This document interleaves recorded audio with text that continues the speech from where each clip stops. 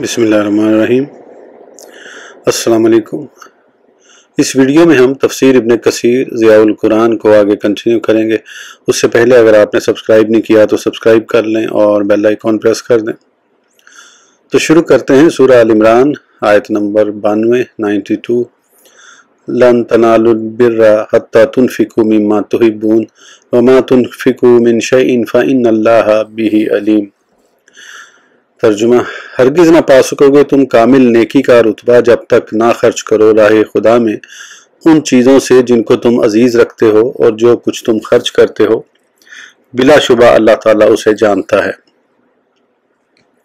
तफसीर लन तनालुल बिर्रा, हज़रत उमर बिन मैमून फरमाते हैं कि यहाँ अल बिर्रा से मुराद जन्नत है, यानी तुम जन्नत को हरगिज़ नहीं पा सकोगे जब तक राह खुदा में उन चीज़ों को खर्च न करो जिन चीज़ों को तुम पसंद करते हो। हज़रत अनस बिन मालिक फरमाते हैं कि अबू तलहा अंसारी अंसार में सबसे ज़्यादा मालदार थे और बेरहा नामी बाग उन्हें बहुत पसंद था, और ये बाग मस्जिद नबवी के बिल्कुल मुकाबिल होता था। रसूलुल्लाह सल्लल्लाहु अलैहि वसल्लम उस बाग में तशरीफ़ ले जाया करते थे और उस कुएं का मीठा और उम्दा पानी पिया करते थे। जब यह आयत करीमा नादिल हुई तो अबू तलहा ने अर्ज़ की, या रसूलल्लाह सल्लल्लाहु अलैहि वसल्लम, अल्लाह ताला ने ये इरशाद फरमाया है लन तलालुल बिर्रा हत्ता तुनफिकू, और मेरा सबसे ज़्यादा महबूब माल यही बेरखा है, मैं इसे अल्लाह ताला की राह में सदका करता हूँ और उसके बदले में अल्लाह ताला से अजर व सवाब का उम्मीदवार हूँ, लिहाजा आप जैसे मुनासिब समझे इसे तकसीम फरमा दें। नबी करीम सल्लल्लाहु अलैहि वसल्लम ये सुनकर बहुत खुश हुए और फरमाया, यही नफ़ामंद माल है, यही नफ़ामंद माल है। फिर फरमाया, मेरा ख्याल है तुम इसे अपने करीबी रिश्तेदारों में तकसीम करो। अबू तला ने अर्ज़ की, ठीक या रसूलुल्लाह सल्लल्लाहु अलैहि वसल्लम, जैसे आपका हुक्म।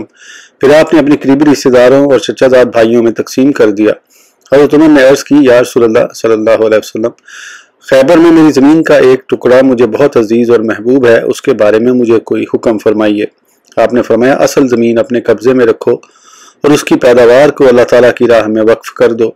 हज़रत अब्दुल्ला बिन उमर फरमाते हैं कि तिलावत करते हुए मैं जब इस आयत करीमा पर पहुंचा तो मैंने उस तमाम माल में गौर फिक्र किया जो अल्लाह ताला ने मुझे अता किया था, तो मुझे रूमी कनीज से ज़्यादा कोई महबूब चीज़ नज़र न आई,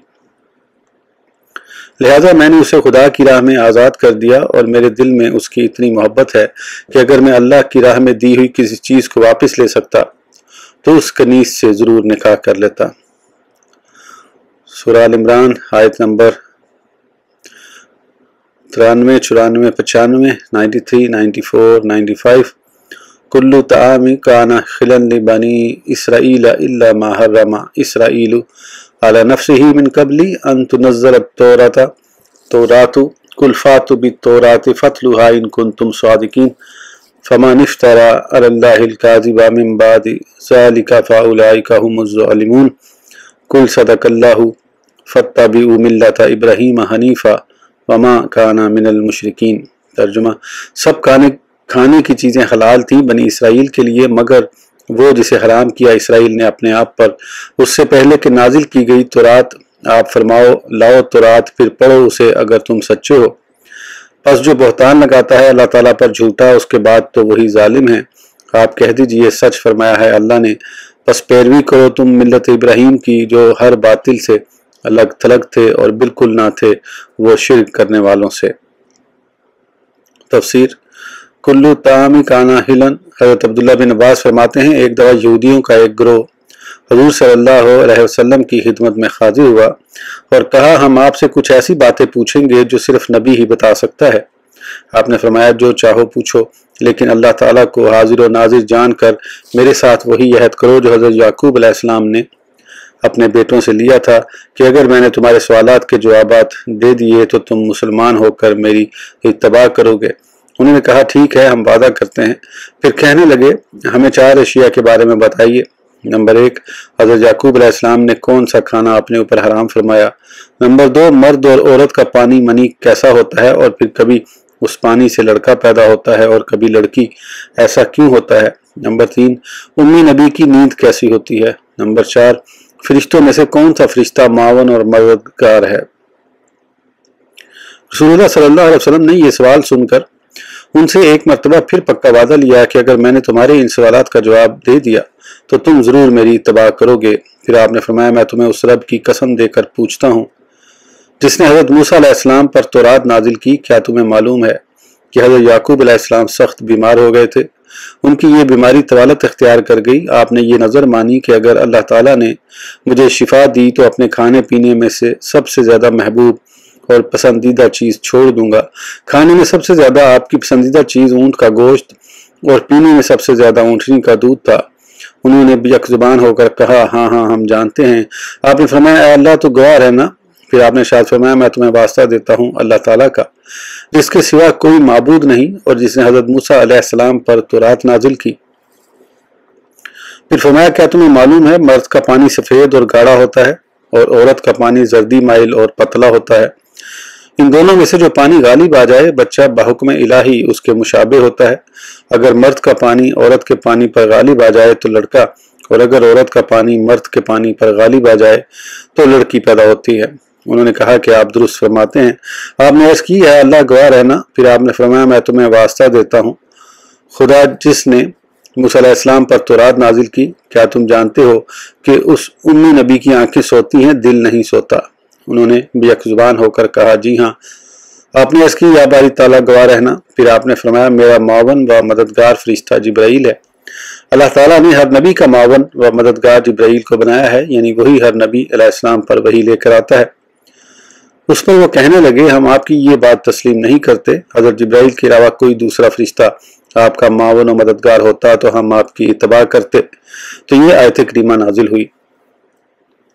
कुल मन काना अदुव्वन लिजिब्रील फइन्नहु नज़्ज़लहु अला क़ल्बिका बिइज़्निल्लाह, सूरह बकरा। एक दूसरी रिवायत में है कि उन्होंने 5 सवाल पूछे। 5वां सवाल ये था कि ये रात यानी बिजली की कड़क क्या है? आपने फरमाया, अल्लाह ताला के फरिश्तों में से एक फरिश्ता है जो बादलों पर मुकर्रर है। उसके हाथ में एक आग का कोड़ा है। वो उस कोड़े के साथ जहां अल्लाह ताला का हुक्म हो बादलों को हांग कर ले जाता है। उन्होंने पूछा, ये आवाज़ कैसी है जो हम बादलों में सुनते हैं? आपने फरमाया, ये भी फरिश्ते की आवाज़ है। इस रिवायत में यह भी बयान किया गया है कि हज़रत याकूब अलैहिस्सलाम को अर्कुन्निसा का मर्ज़ था। हज़रत जिब्रील अलैहिस्सलाम का नाम सुनकर कहने लगे, वो जंगो जदाल कराने और अजाब नाजिल करने वाला फरिश्ता है और हमारा दुश्मन है। अगर अल्लाह की रहमत, बारिश और रोज़ी देने वाले फरिश्ते मिकाईल का नाम लेते तो हम आपकी इत्तबा करते। हज़रत अब्दुल्लाह बिन अब्बास फरमाते हैं कि हज़रत याकूब अलैहिस्सलाम को अर्कुन्निसा की तकलीफ लाहक हुई जिसकी परेशानी से आप सो नहीं सकते थे। दिन को ये दर्द दूर हो जाता। आपने ये नज़र मानी कि अगर अल्लाह ताला ने मुझे शिफा दी तो वो ऊँट का गोश्त नहीं खाएंगे। इब्न जरीर फरमाते हैं, आपकी औलाद भी आपकी इत्तबा में ऊँट के गोश्त से परहेज करती रही। ये वाक़या तौरात नाजिल होने से पहले का है। इस आयत करीमा की साबिक़ा आयत से एक मुनासबत यह है कि जिस तरह हज़रत याकूब अलैहिस्सलाम ने नज़र मानकर अपनी महबूब तरीन चीज़ को छोड़ दिया था और ये उनकी शरीयत में जायज़ था, इसी तरह तुम भी अपनी पसंदीदा और महबूब चीज़ अल्लाह की राह में कुर्बान कर दो, अगरचे उसे अपने ऊपर हराम करना तुम्हारे लिए जायज़ नहीं, जैसा कि अल्लाह ताला इरशाद फरमाता है, वआतल माल अला हुब्बिही, सूरह बकरा, और दे अपना माल अल्लाह की मोहब्बत में। एक और मुकाम पर इरशाद फरमाया, वयुतइमून अत्तआमा अला हुब्बिही, सूरह दहर, और जो खाना खिलाते हैं अल्लाह ताला की मोहब्बत में। और दूसरी मुनासबत यह है कि साबिक़ा आयात में हज़रत ईसा अलैहिस्सलाम के बारे में नसारा के बातिल अकायद का बतलान और रद्द था। वहाँ हज़रत ईसा अलैहिस्सलाम और आपकी वालिदा माजिदा अलैहिस्सलाम के बारे में तफसीली बयान था और अल्लाह ताला ने यह भी जिक्र किया कि उसने ईसा अलैहिस्सलाम को कैसे अपनी कुदरत कामिला के साथ बगैर बाप के पैदा किया और उन्हें बनी इसराइल की तरफ दावत व तबलीग के लिए भेजा। और यहाँ यहूद के अकायद बातिला का रद्द हो रहा है। यहाँ अल्लाह ताला ने बयान किया है कि वो जिस नस्ख के जवाज़ का इनकार करते हैं वो उनकी अपनी किताब तुरात में वाक़या हुआ है। तुरात में ये वाज़ेह तौर पर मौजूद है कि हज़रत नूह अलैहिस्सलाम कश्ती से बाहर निकले, उनके लिए तमाम जानवरों का खाना हलाल था। फिर हज़रत याकूब अलैहिस्सलाम ने अपने ऊपर ऊँट का गोश्त और दूध हराम कर लिया। फिर आपकी औलाद भी आपकी इत्तबा में इसे हराम समझती रही। फिर तौरात में उसकी हुर्मत नाजिल हुई। इसके अलावा कुछ दूसरी चीज़ें हराम कर दी गई थी। नस्ख इसी को कहते हैं। हज़रत आदम अलैहिस्सलाम की सल्बी औलाद में बहन भाइयों का आपस में निकाह जायज़ था, उसके बाद ये हराम कर दिया गया। अपनी बीवी पर लौंडी लाना यह हज़रत इब्राहीम अलैहिस्सलाम की शरीयत में मुबाह था। हज़रत इब्राहीम अलैहिस्सलाम हज़रत सायरा पर हज़रत हाजरा को निकाह में लाए और फिर तौरात में ये हराम करार दे दिया गया। اسی طرح ایک نکاح میں 2 بہنوں کو جمع کرنا بھی جائز تھا، کیونکہ حضرت یعقوب علیہ السلام کے نکاح میں 2 سگی بہنیں تھیں، پھر تورات میں اس کی حرمت نازل ہوئی۔ یہ سب کچھ ان کی کتاب تورات میں موجود ہے اور اسی کو نسخ کہتے ہیں۔ پھر اگر اللہ تعالیٰ نے حضرت عیسیٰ علیہ السلام کے لیے ان بعض چیزوں کو حلال کر دیا جو تورات میں حرام تھیں، تو اب یہ یہود حضرت عیسیٰ علیہ السلام کی مخالفت اور تکذیب کیوں کرتے ہیں؟ اسی طرح اللہ تعالیٰ نے رسول کریم صلی اللہ علیہ وسلم کو جس دین متین اور صراط مستقیم کے ساتھ مبعوث کیا ہے اس پر ایمان کیوں نہیں لاتے؟ اس لیے اللہ تعالیٰ نے ارشاد فرمایا کلو طعام کان حلا لبنی اسرائیل، ترجمہ یعنی نزول تورات سے پہلے بنی اسرائیل پر تمام کھانے حلال تھے سوائے ان 2 چیزوں کے جن کو حضرت یعقوب علیہ السلام نے اپنے اوپر حرام کیا تھا۔ پھر فرمایا تورات لے آؤ اور اسے پڑھ کر سناؤ اگر تم اپنے دعوے میں سچے ہو، کیونکہ تورات میں وہی کچھ ہے جو ہم نے بیان کیا ہے۔ پس جو اس کے بعد اللہ تعالیٰ پر افطرا باندھے گا، یعنی یہ دعویٰ کرے گا کہ ان کے لیے ہفتے کا دن مشروع کیا گیا ہے اور ان پر ہمیشہ ہمیشہ کے لیے تورات پر عمل کرنا ضروری ہے، اور اللہ تعالیٰ نے حضرت موسیٰ علیہ السلام کے علاوہ کسی نبی کو مبعوث نہیں فرمایا، اور یہی لوگ ظالم ہیں۔ کل صدق اللہ، اے محبوب فرما دیجئے اللہ تعالیٰ نے جو یہ تمام خبریں دی ہیں اور قرآن کے جو احکام نازل کیے ہیں اس میں وہ سچا ہے، پس تم اس دین ابراہیمی کی اتباع کرو جس کو اللہ تعالیٰ نے حضرت محمد صلی اللہ علیہ وسلم پر قرآن کی صورت میں نازل فرمایا۔ یہی وہ دین حق ہے جس میں کسی قسم کے شک و شبہ کی گنجائش نہیں، اور یہی وہ شریعت ہے کہ جس سے کامل اور واضح ترین شریعت کوئی نبی نہیں لے کر آیا، جیسا کہ ارشاد باری تعالیٰ ہے کل انانی ہدانی ربی الی صراط مستقیم دینا قیاما ملت ابراہیم حنیفا وما کان من المشرکین، سورہ انعام۔ آپ فرمائیے مجھے پہنچا دیا ہے میرے رب نے سیدھی راہ تک، یعنی دین مستحکم جو ملت ابراہیم ہے، جو باطل سے ہٹ کر صرف حق کی طرف مائل تھے اور نہیں تھے وہ مشرکوں سے۔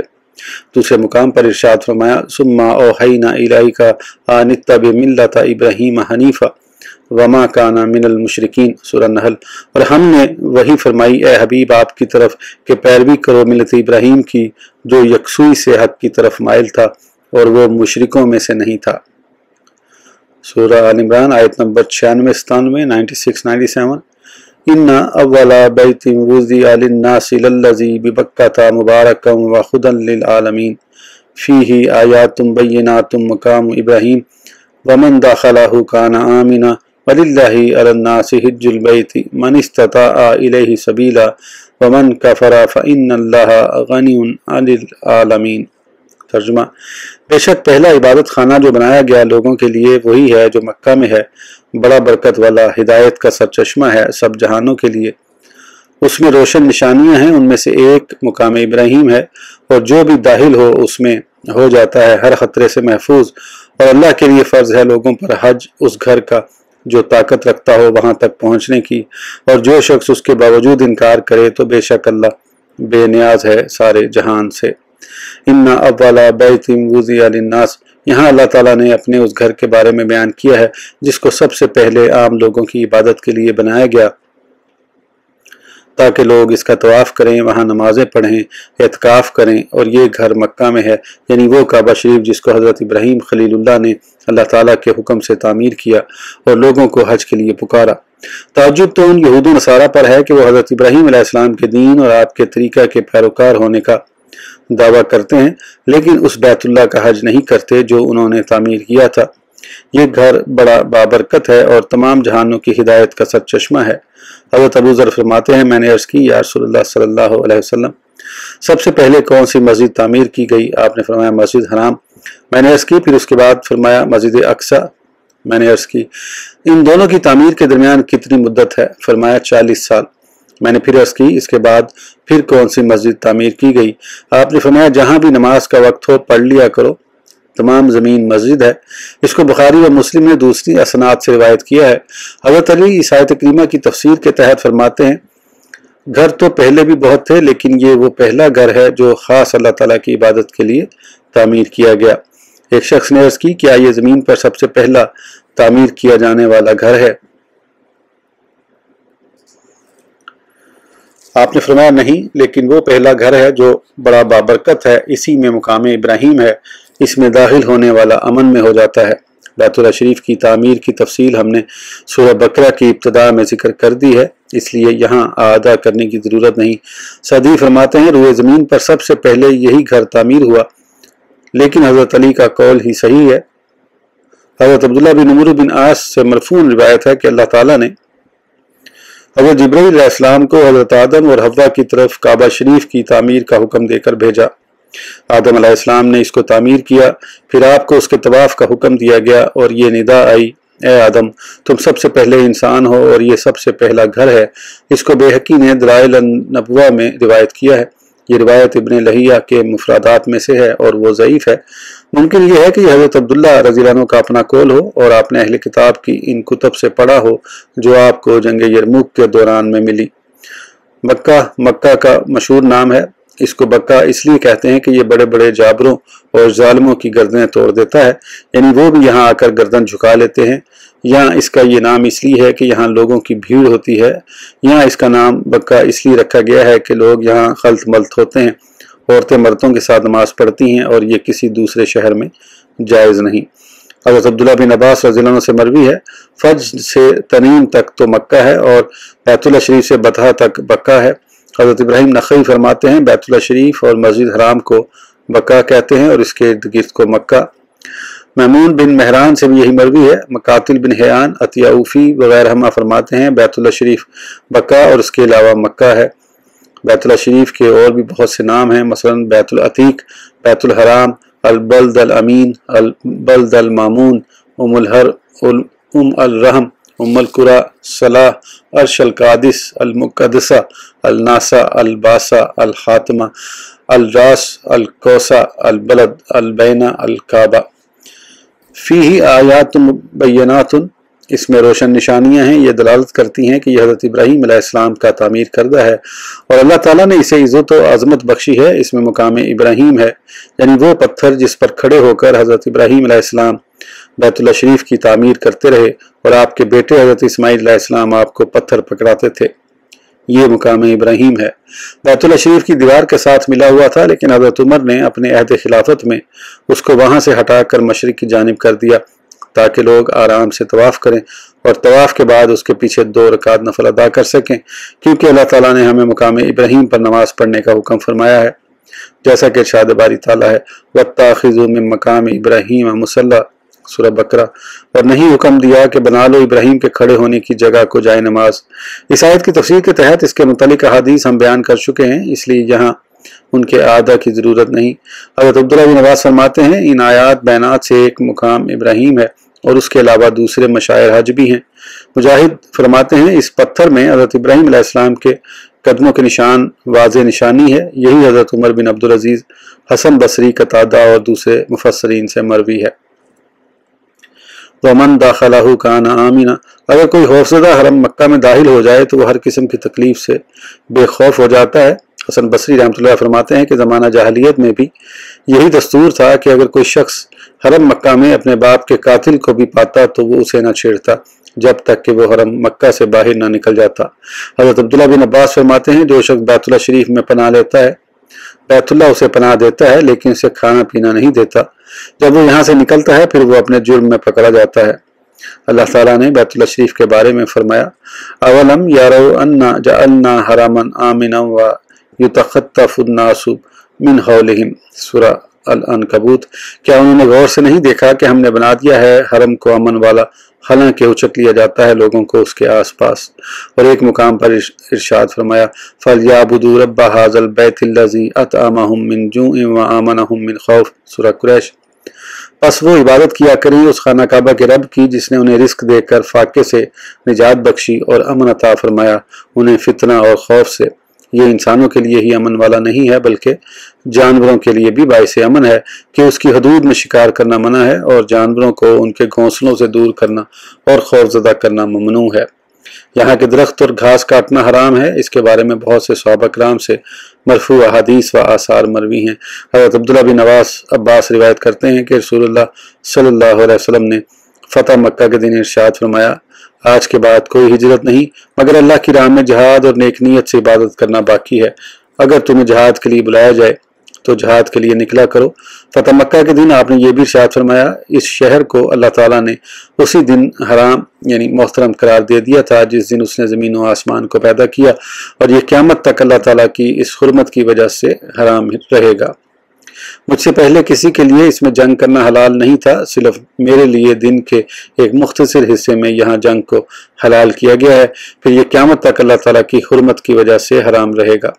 نہ اس کے کانٹے اکھیڑے جائیں گے اور نہ ہی اس کے شکار کو بگایا جائے اور نہ ہی یہاں سے کسی گری ہوئی چیز کو اٹھایا جائے، صرف وہ شخص اٹھا سکتا ہے جو اس کی تشہیر کرنا چاہتا ہو، اور نہ ہی اس کا گھاس کاٹا جائے۔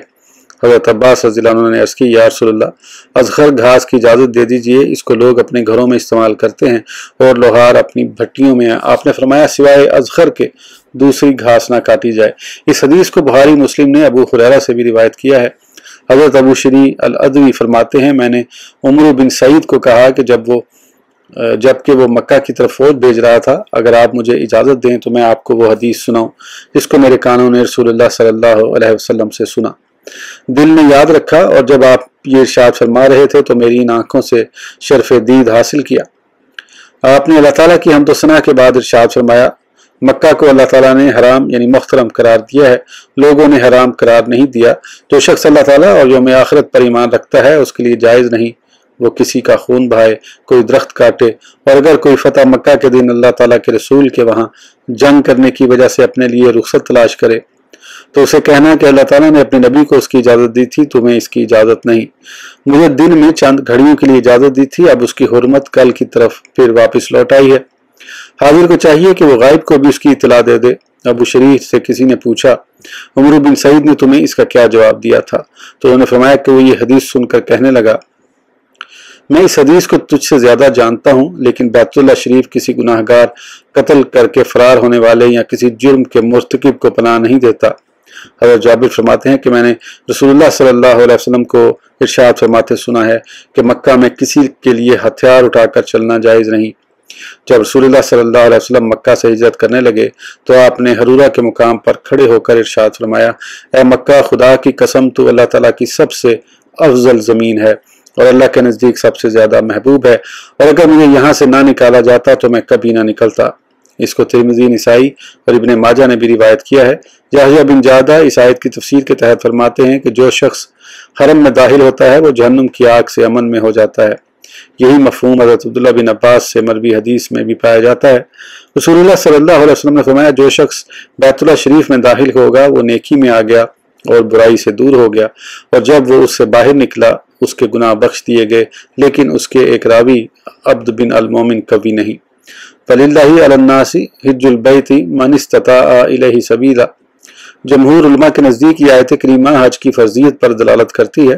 بعض علماء فرماتے ہیں حج کی فرضیت آیت کریمہ وَأَتِمُّ الْحَجَّ وَالْعُمْرَةَ لِلَّهِ سورہ بقرہ سے ثابت ہوتی ہے، لیکن پہلا قول زیادہ ظاہر ہے۔ متعدد احادیث میں بیان کیا گیا ہے کہ حج اسلام کے بنیادی ارکان میں سے ہے جس کی فرضیت پر علماء کا اجماع ہے، اور عمر میں ایک مرتبہ صاحب استطاعت مکلف مسلمان پر واجب ہے۔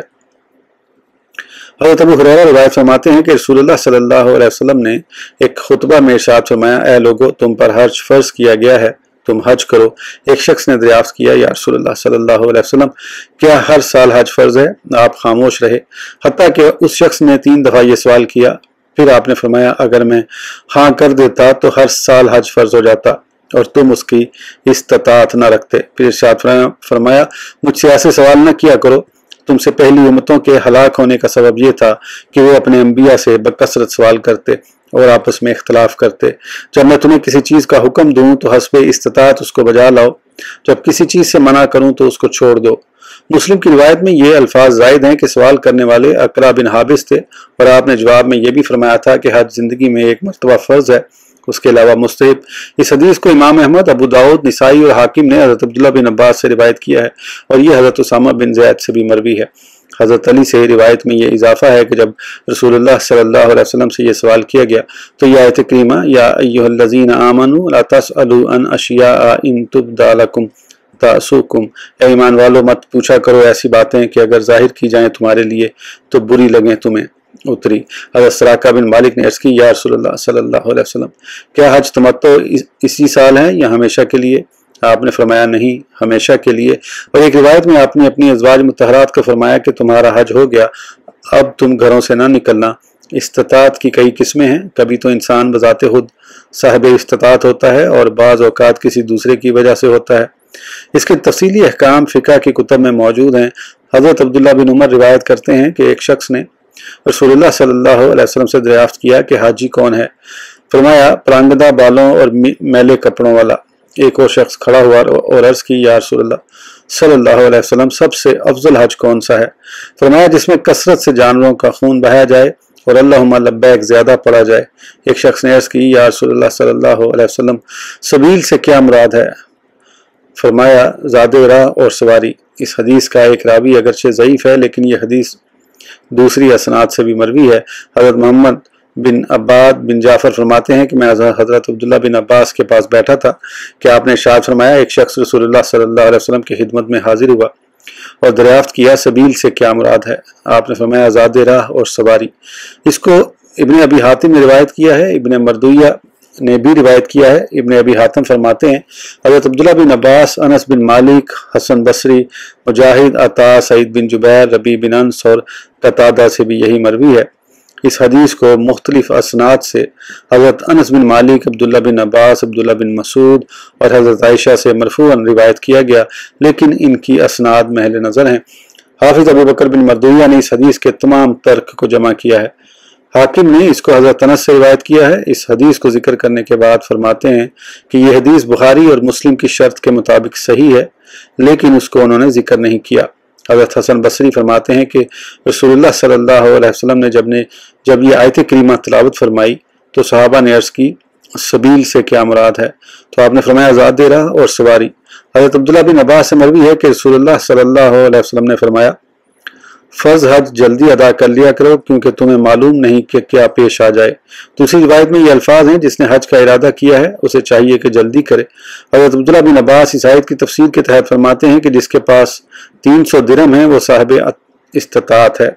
अकरमा फरमाते हैं सबील से मुराद सेहत है। वमन कफरा फ़इन्नल्लाह गनियुन अनिल आलमीन। हज़रत अब्दुल्लाह बिन अब्बास, मुजाहिद और बाज़ दूसरे मुफस्सिरीन फरमाते हैं जिसने हज की फ़र्जियत का इनकार किया उसने कुफ्र किया, अल्लाह ताला इससे मुस्तगना है। हज़रत अकरमा फरमाते हैं जवायत कीमा वमन यब्तगी गैरल इस्लाम दीनन फलन युक़बला मिन्हु, सूरह आल इमरान नाज़िल हुई तो यहूदी कहने लगे हम भी मुसलमान हैं। तो रसूलुल्लाह सल्लल्लाहु अलैहि वसल्लम ने इनको फरमाया अल्लाह ताला ने मुसलमानों पर हज फ़र्ज़ किया है, तुम भी हज करो। तो कहने लगे हम पर हज फ़र्ज़ नहीं। गोया इस तरह उन्होंने हज से इनकार किया तो अल्लाह ताला ने ये आयत नाजिल फरमाई। हज़रत अली फरमाते हैं कि रसूलुल्लाह सल्लल्लाहु अलैहि वसल्लम ने इरशाद फरमाया जिसके पास ज़ादे राह और सवारी हो और वह हज न करे वो यहूदी होकर मरे या नसरानी, अल्लाह ताला को इसकी कोई परवाह नहीं। फिर आपने यही आयत करीमा तिलावत फरमाई। इसको इब्ने मरदुया ने रिवायत किया है। इसके अलावा इसको इब्ने जरीर, इब्ने अबी हातिम, तिरमिज़ी वगैरह ने मुख्तलिफ असनाद से रिवायत किया है। तिरमिज़ी की हदीस के रावी हलाल मजहूल हैं। उनके बारे में इमाम बुखारी फरमाते हैं कि वो मुनकिर अल हदीस है। इब्ने अदी फरमाते हैं कि यह हदीस मौकूफ़ नहीं। हज़रत उमर बिन अब्दुल खिताब फरमाया करते जो हद की इस्तिताअत रखने के बावजूद हज न करे उसके लिए बराबर है कि वो यहूदी होकर मरे या नसरानी। इसकी सनद सही है। हज़रत हसन बसरी रहमतुल्लाह फरमाते हैं अमीरुल मोमिनीन हज़रत उमर ने खिताब करते हुए फरमाया मेरा इरादा है मैं मुख्तलिफ शहरों की तरफ अपने आदमी भेजूँ, वो तहकीक करें जो लोग इस्तिताअत के बावजूद हज नहीं करते उन पर जजिया लगा दिया जाए क्योंकि वो मुसलमान नहीं। इस वीडियो के लिए इतना ही, फिर इंशाल्लाह अगली वीडियो में आगे कंटिन्यू करेंगे। उस वक्त तक के लिए इजाज़त दीजिए। सब्सक्राइब करना ना भूलें। अल्लाह हाफिज़।